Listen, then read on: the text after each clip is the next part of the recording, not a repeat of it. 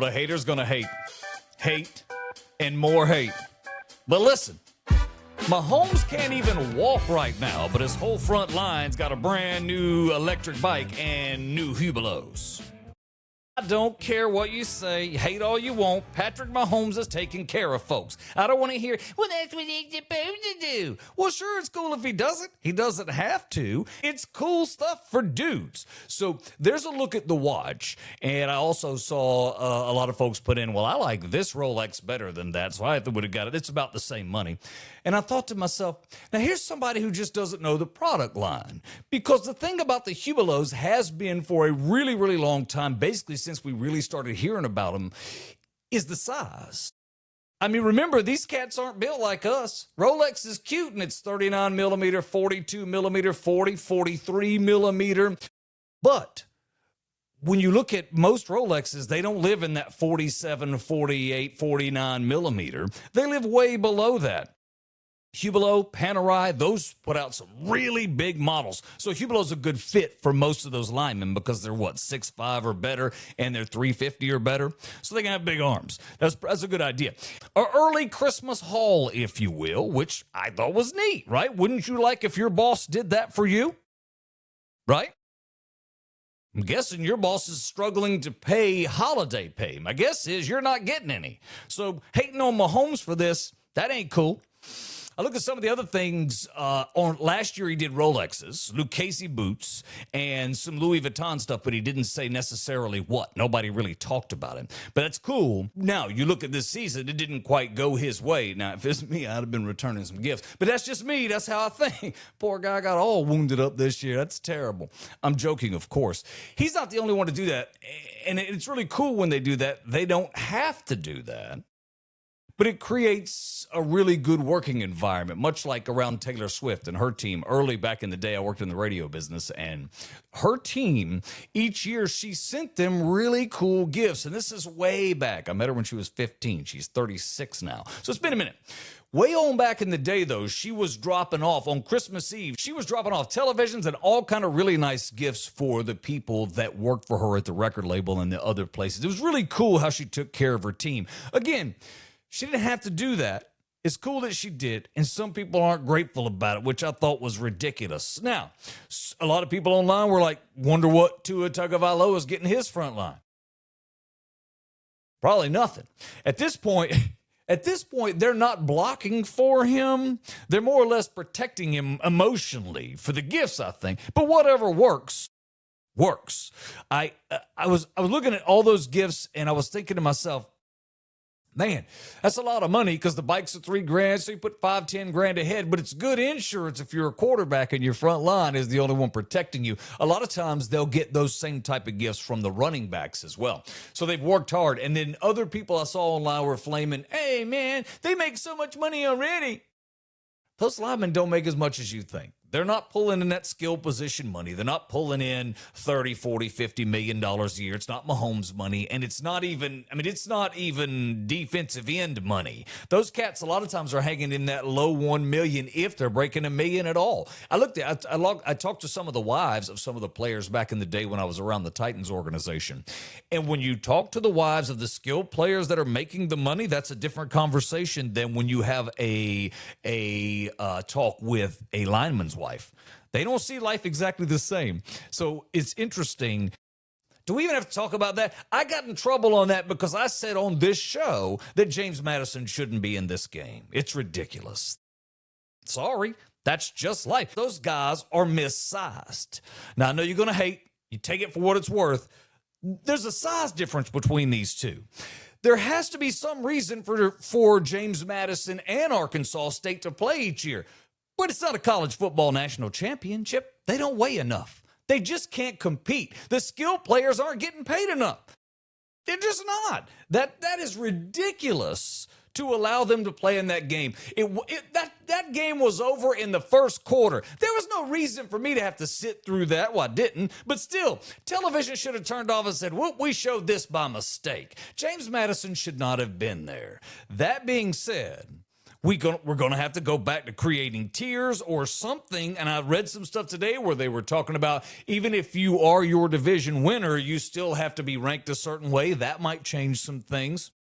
If you don't think size makes a difference, I was down at an Arkansas game, and I saw where we were playing. I forget who it was, but it was one of those money games. It wasn't an Auburn. It was a money game.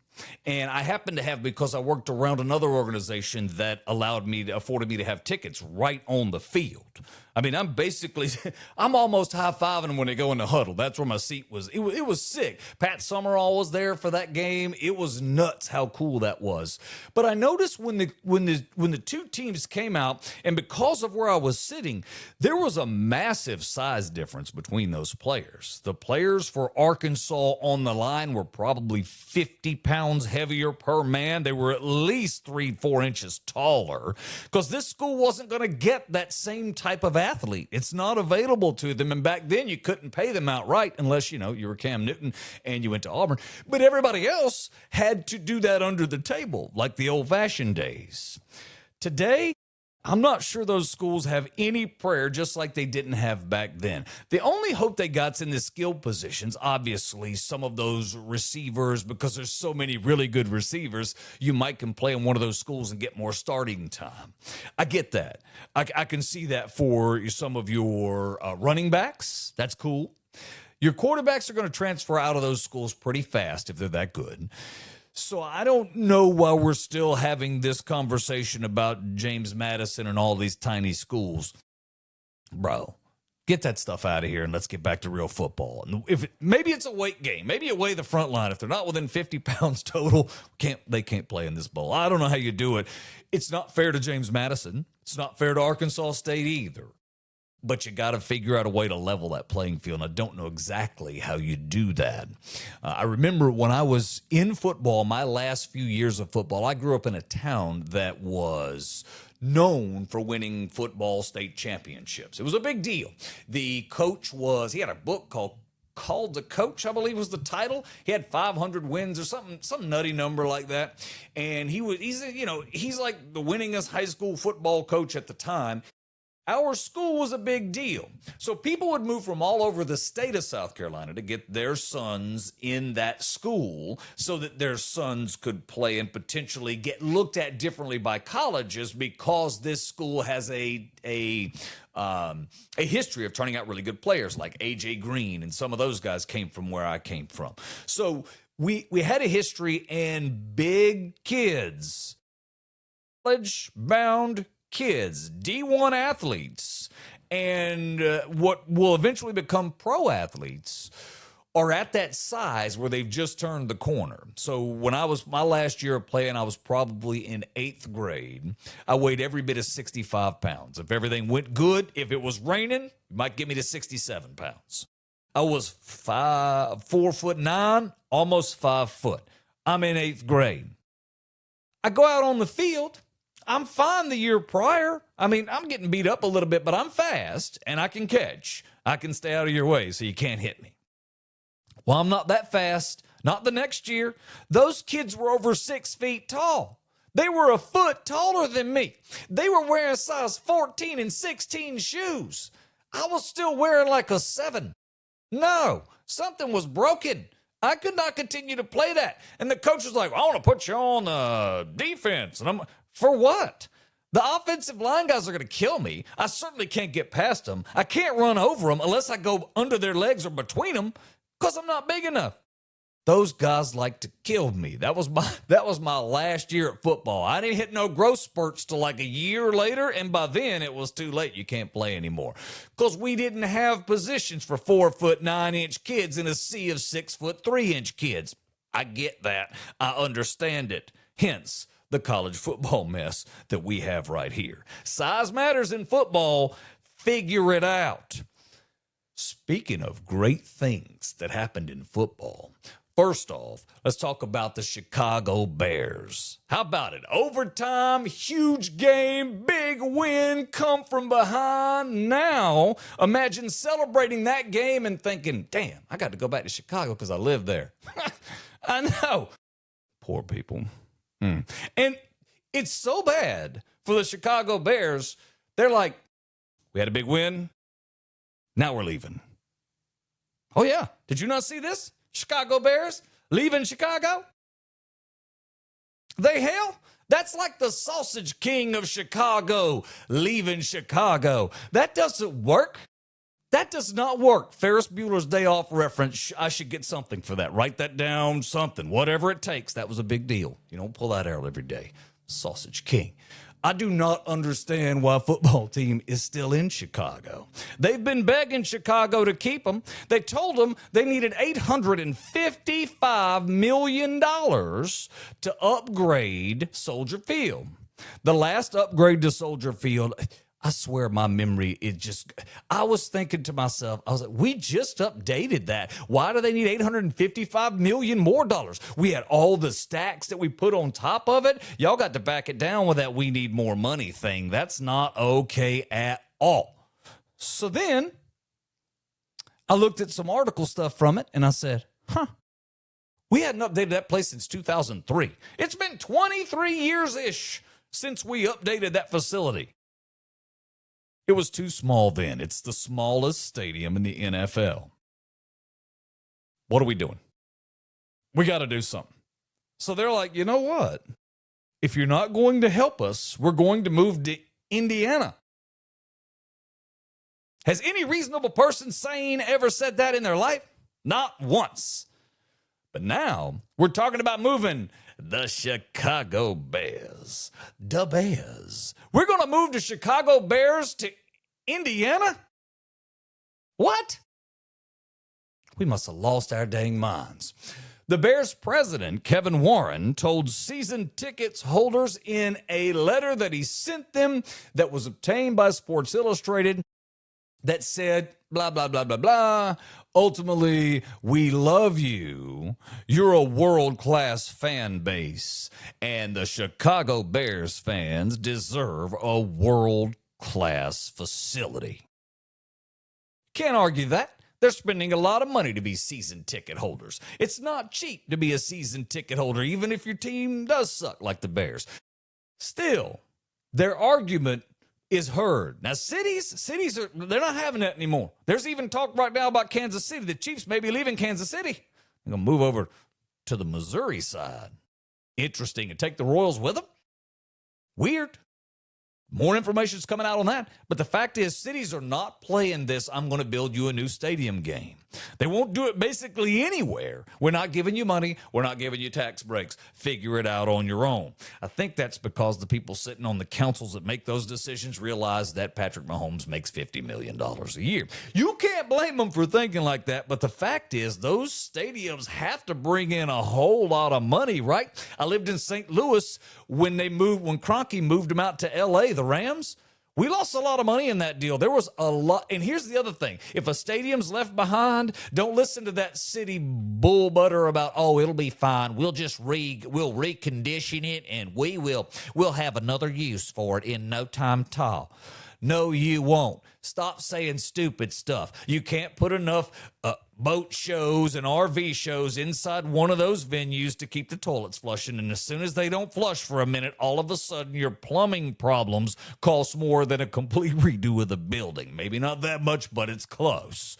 So we're not repurposing it either. It's such a beautiful location. They're also trapped by the lake. So I don't know exactly how they're going to fix it, but it's fun to watch. I would like to see them stay in Chicago. Now, on the other side, if they do move over to Indiana, I got a better chance of not getting robbed on the way to the game. That's a plus. The Bears insist they're in love with Chicago. They're all about the community ties.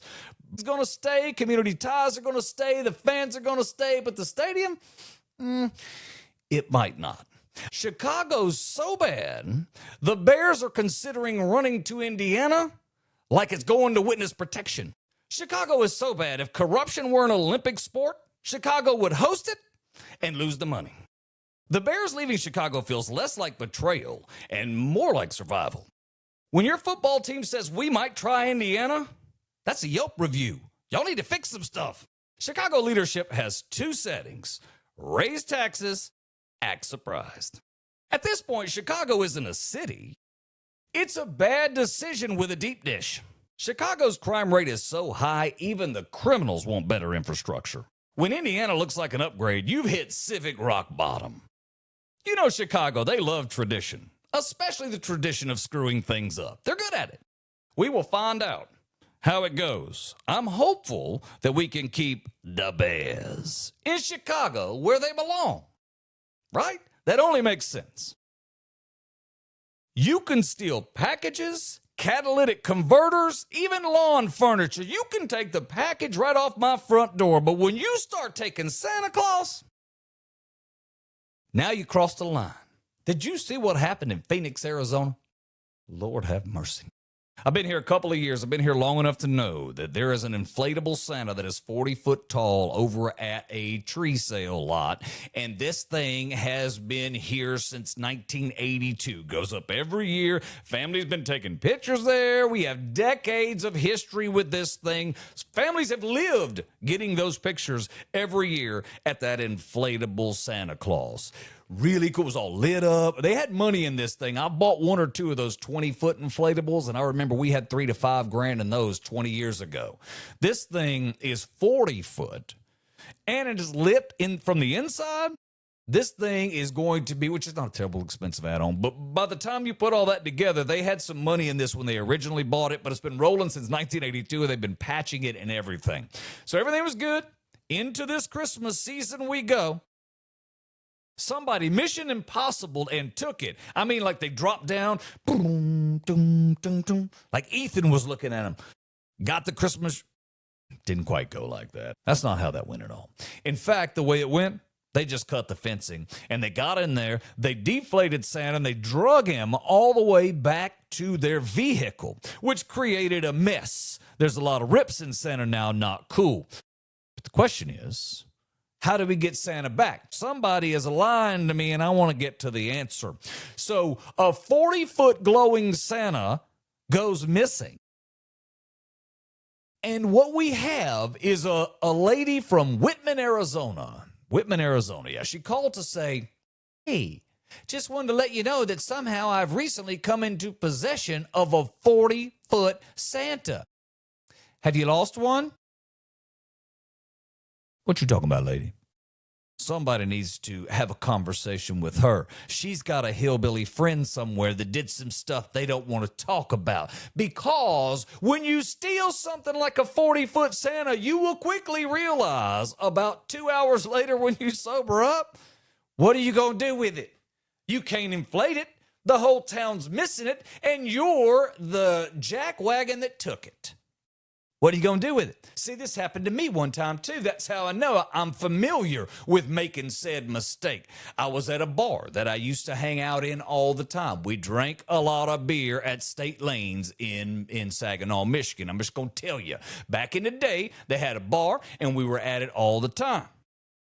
Now, one night, on the way out, I might have saw the Wayne Gretzky stand-up looking at me, and he side-eyed me, and I didn't appreciate it. I didn't appreciate a side-eye from Wayne Gretzky. I didn't deserve that. So I grabbed Wayne. I took him outside. And then I realized when I was outside, why am I standing outside of State Lanes drunk with Wayne Gretzky? It wasn't good. I knew I was not going to be able to just walk back in there with it because it would have been weird. So I went on out to my car. I took Wayne Gretzky to my house. I got to my house. I didn't drive, obviously. I got to my house.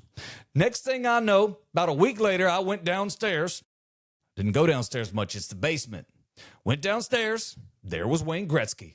Looking at me, same side eye, same side eye. I didn't appreciate it then. I don't appreciate it now. And then I realized, dang, I just took hockey's living legend, took hockey's legend and took it to my house. I'm not even a huge hockey fan. I like hockey. I don't Wayne Gretzky like hockey. Don't need to have a stand-up in the middle of my basement like hockey, but I like hockey. So then I had to embarrass myself. Because what am I going to do with it? I'm not going to keep it. I'm not going to destroy it because that's not a good thing to do to Wayne Gretzky. Even though he side-eyed me, I should have, and I would have been within my rights. All that's Christian told me that I should have done that, but I didn't, so I took it back. I had to walk to the manager and I said, listen here.